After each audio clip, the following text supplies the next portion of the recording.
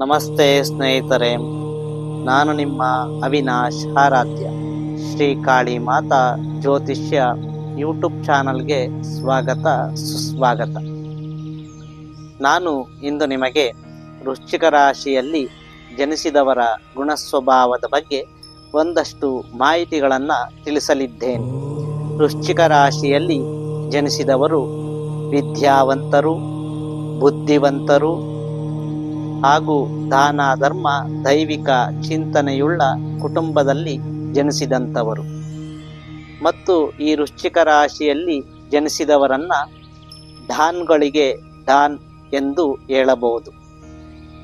ಮತ್ತು ಈ ವೃಶ್ಚಿಕ ರಾಶಿಯಲ್ಲಿ ಜನಿಸಿದವರು ಸಹೋದರ ಅಥವಾ ಸಹೋದರಿ ಅಥವಾ ನೆರೆಹೊರೆಯವರ ಜೊತೆ ಸಂಬಂಧಗಳು ಒಂದು ಮಿತಿಯಲ್ಲಿ ಇರುತ್ತದೆ.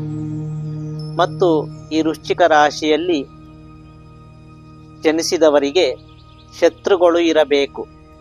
ಆಗ ಮಾತ್ರ ಪೂರ್ಣ ವಿಶ್ವಾಸದಿಂದ ಏಳಿಗೆ ಹೊಂದಲು ಈ ವೃಶ್ಚಿಕ ರಾಶಿಯವರಿಗೆ ಆಗುತ್ತದೆ.